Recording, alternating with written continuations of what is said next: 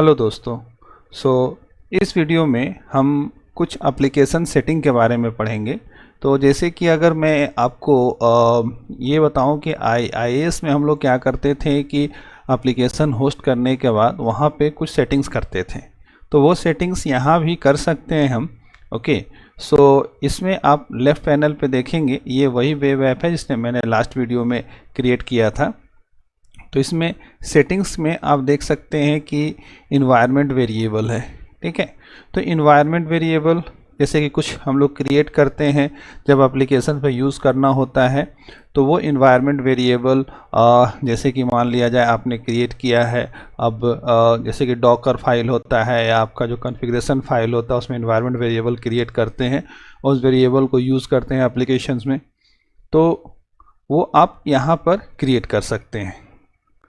तो उसके लिए सिंपल है, आपको कीज़ क्रिएट करने पड़ेंगे और कीज़ क्रिएट करने के बाद में आप उसमें वैल्यूज़ देते हैं। ओके, तो वो आप यहाँ भी कर सकते हैं। तो इन्वायरमेंट वेरिएबल क्रिएट करने के लिए आपको क्या करना होता है, बस आप एक नाम देंगे और वैल्यू देंगे। इसके बाद में इसको सेव करेंगे तो ये आपका इन्वायरमेंट वेरिएबल क्रिएट हो जाएगा। ओके, इसके बाद जो कनेक्शन स्ट्रिंग है उसका ऑप्शन यहाँ पर भी आपका दिया हुआ है, क्योंकि कनेक्शन स्ट्रिंग एप्लीकेशंस में हम नहीं रखते हैं। ठीक है, सिक्योरिटी रीजन से, जैसे कि वेब कॉन्फ़िग में कनेक्शन स्ट्रिंग रख दिया जाता है, तो सिक्योरिटी रीजन से हम नहीं रखते हैं। तो यहाँ पे आप कनेक्शन स्ट्रिंग भी डिफ़ाइन कर सकते हैं। तो यहाँ पर name, value, deployment slot settings, किस डिप्लॉयमेंट स्लॉट में क्या होगा, ये भी आप यहाँ स्पेसिफाई कर सकते हैं। ओके, सो ये दो सेटिंग आप यहाँ कर सकते हैं। इसके अलावा इसमें जो डिफरेंट सेटिंग्स होती है वो कॉन्फ़िगरेशन के अंदर होती है।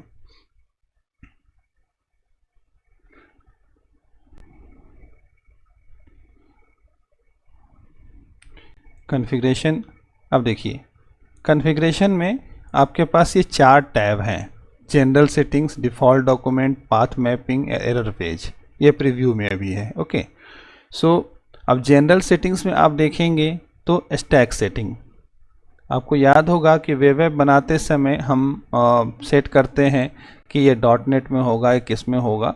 ठीक है, तो आप यहाँ भी उसको फिर से अगर एक बार ऐप आपने क्रिएट कर लिया तो ऐसा नहीं कि उसको नहीं चेंज कर सकते हैं, उसको आप चेंज कर सकते हैं। यहाँ से आप उसका स्टैक चेंज कर सकते हैं। जस्ट लाइक जब आपने .NET चूज़ किया, अब देखिए अब आपके पास जो .NET के वर्जन्स हैं वो सारे वर्जन्स भी यहाँ पे शो हो रहे हैं। ठीक है, तो आप वर्जन भी चेंज कर सकते हैं। इसके अलावा प्लेटफॉर्म सेटिंग, आपका 32 बिट है कि 64 बिट है, इसको भी आप चेंज कर सकते हैं। मैनेज पाइपलाइन का ऑप्शंस भी यहाँ दिया हुआ है। ठीक है, तो ऐसे इंटीग्रेटेड ही रखते हैं। और याद होगा कि हम लोग जब ASP की एप्लीकेशंस होस्ट करते थे तो हम लोग क्लासिक लेते थे। ओके, सो .NET में इंटीग्रेटेड ही होता है, इसलिए इंटीग्रेटेड में ही हम पाइपलाइन की सेटिंग रखते हैं। इसके बाद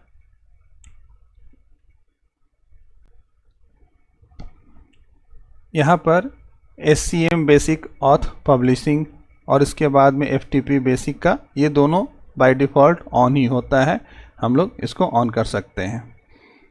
अब देखिए FTP status, FTP state. Okay, FTPS only या ऑल अलाउड या डिसेबल करना है वो आप यहाँ पे कर सकते हैं। ओके, बाकी इसके बारे में और ज़्यादा डिटेल आप लर्न मोर पे जा कर के देख सकते हैं कि ये क्या होता है। Okay, HTTPS version, HTTPS version आपके पास 1.1, 2.0 है। 2.0 ज़्यादा सिक्योर है, इसीलिए 2.0 हम लोग सेलेक्ट करते हैं। इसके अलावा प्रॉक्सी, यहाँ पर ऑन ऑफ का ऑप्शन है, इसको भी आप यहाँ सेट कर सकते हैं। वेब सॉकेट्स के ऑप्शन है, इसको भी ऑन ऑफ कर सकते हैं। आप चाहते हैं कि एप्लीकेशन आपका ऑलवेज अवेलेबल हो तो आप इसको ऑन कर सकते हैं। सेशन इन्फिनिटी भी आप यहाँ पे इसको सेट कर सकते हैं। सेशन इन्फिनिटी प्रॉक्सी भी सेट कर सकते हैं। तो ये सभी है। अगर एक एक टॉपिक के बारे में हम लोग डिटेल पढ़ेंगे तो वीडियो ज़्यादा लंबा होगा, इसीलिए इसके बारे में जब रिक्वायरमेंट आपको होगी आप लर्न मोर पे क्लिक कीजिए और इसके बारे में ज़्यादा डिटेल आप जान सकते हैं। अब देखिए, इसके बाद HTTPS ओनली, ये आपका SSL सेटिंग होता है। ओके, जो कि आपको इसमें एक और ऑप्शन होगा,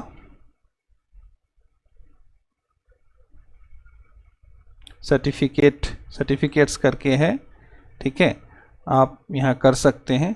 ठीक, तो फिलहाल अभी यहाँ पे देखें हम कि HTTPS ओनली में हमारे पास जो TLS वर्जन है वो दिया हुआ है आपका 1.2 1.3 1.3 लेटेस्ट है, ज़्यादा सिक्योर है। लेकिन हो सकता है कि आपका कोई पुराना एप्लीकेशन हो जो कि पुराने TLS वर्जन को सपोर्ट करता हो, तो आप उसको यहाँ चेंज कर सकते हैं। इन टू इन TLS इंक्रिप्शन ये ऑफ है, इसको आप ऑन कर सकते हैं। यहाँ पर रिमोट डिबगिंग जो है, जैसे कि होता क्या था कि हम रिमोट पे कोई पेज में कुछ अगर चेंज करना चाहें वो कर सकते हैं। तो इसके लिए आप इसको जब ऑन करेंगे तो आपके पास ये पूछेगा कि किस वर्जन विजुअल स्टूडियो में आप करना चाहते हैं। तो यहाँ पे 2022 है, आप यहाँ पे कर सकते हैं। ओके, फिलहाल मैं इसको ऑफ रखता हूँ।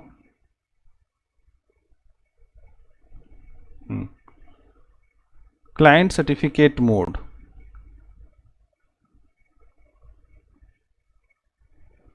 अब क्लाइंट सर्टिफिकेट मोड ये होता है कि इसकी ज़रूरत यहाँ पे करा है कि नहीं है, क्योंकि unauthenticated request will not be blocked, जो ब्लॉक नहीं करेगा उसको।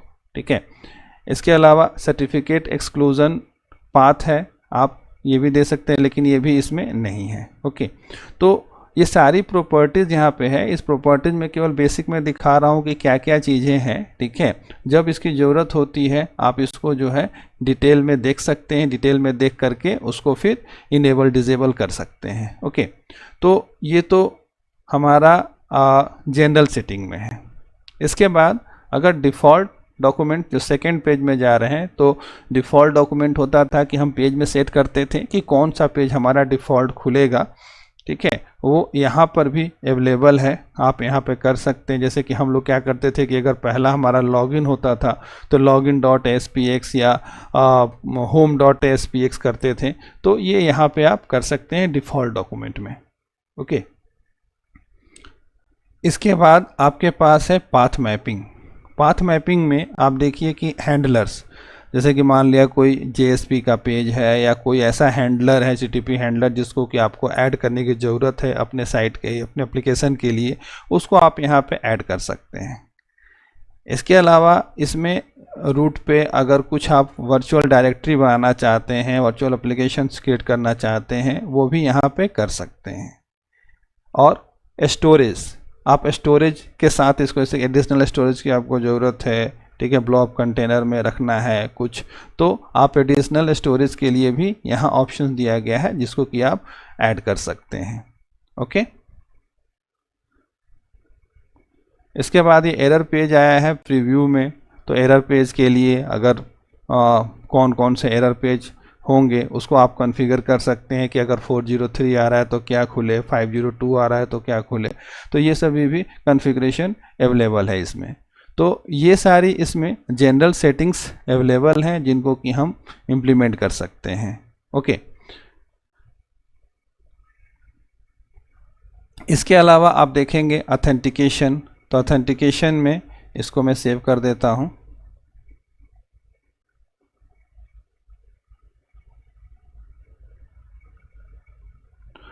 यहाँ पर आइडेंटिटी आप सेट कर सकते हैं कि ऑथेंटिकेशन आपका क्या होगा। अगर मान लिया जाए, जैसे कि यहाँ पे आप देखिएगा, choose an identity provider to manage the user identities and authentication flow for your application.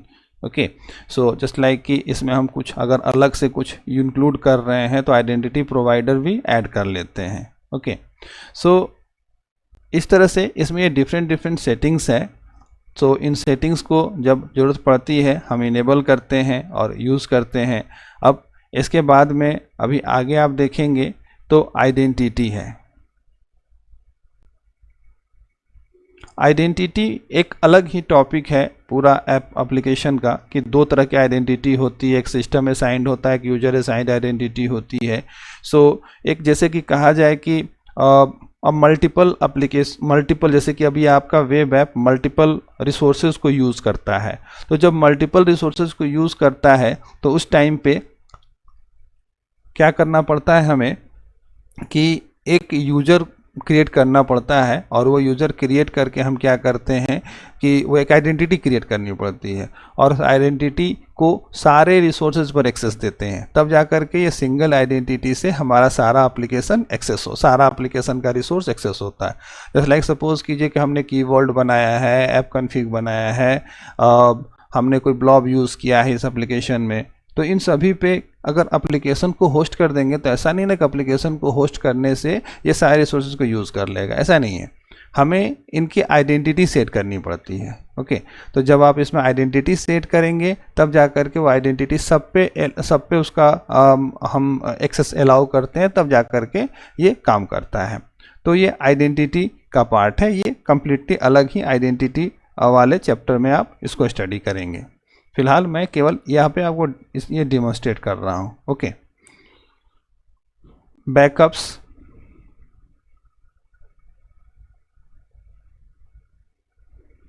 Backup automatic backup इसका हो रहा है एवरी 1 आवर।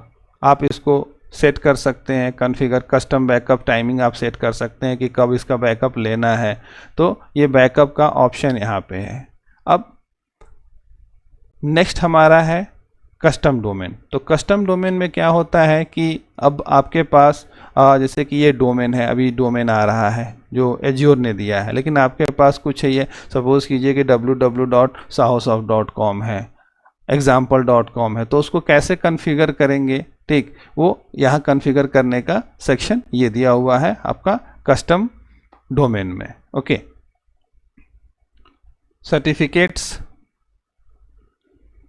आइडेंटिटी का या आप अलग अलग टाइप का सर्टिफिकेट्स होते हैं, तो ये सभी जो है धीरे धीरे कॉम्प्लेक्सिटी की ओर हम लोग बढ़ रहे हैं। ओके, सो अभी फ़िलहाल जो है हमें ये देखना है कि हम एप्लीकेशंस को कैसे होस्ट कर सकते हैं। बाकी कुछ जनरल सेटिंग्स के बारे में ही मैं आपको इसमें बता रहा हूँ। नेटवर्किंग का ऑप्शन है, फिर स्केल अप स्केल डाउन का, वेब जॉब्स अगर वेब जॉब आप क्रिएट करते हैं उसका ऑप्शन है, माई सिक्वेल इसमें इंक्लूड करते हैं वो ऑप्शन है, सर्विस कनेक्टर, प्रॉपर्टीज, लॉक्स, तो इस तरह से बहुत सारी प्रॉपर्टीज इसमें दी हुई हैं। ठीक है, तो यहाँ पर बेसिक सेटिंग्स हमें जहाँ ज़रूरत पड़ती है वो मेन है environment variable, configuration and authentication identity. इन्हीं सब चीज़ों की सेटिंग हमें करनी पड़ती है एज ए डेवलपर। बाकी का जो पार्ट है फिर वो एडमिन लेवल पे होता है। ठीक है, तो एज ए डेवलपर हमें ये जानना है कि हम कैसे अपने एप्लीकेशंस के वेरिएबल्स को या सेटिंग्स को कैसे कहाँ पे सेट कर सकते हैं, कहाँ से हमें पिक करना है, इन सभी चीज़ों के बारे में ही हमें स्टडी करना है। ओके, सो इसमें डीप डाइव कीजिए, एक्सप्लोर कीजिए, आप लर्न मोर पे क्लिक कीजिए, उसका पूरा थ्योरी पढ़िए, उससे आपको ये क्लियर हो जाएगा कि किस प्रॉपर्टी का क्या मतलब होता है। ओके, सो यहाँ पर केवल दिखाने का मतलब ये था कि आप ये देख सकें कि ये सारे ऑप्शंस कहाँ अवेलेबल हैं। ठीक है, ताकि आप इन सभी ऑप्शंस पे भी अपना जैसे वर्कआउट कर सकें और उसको इम्प्लीमेंट कर सकें। ओके, सो इस वीडियो के लिए इतना ही दोस्तों, थैंक यू।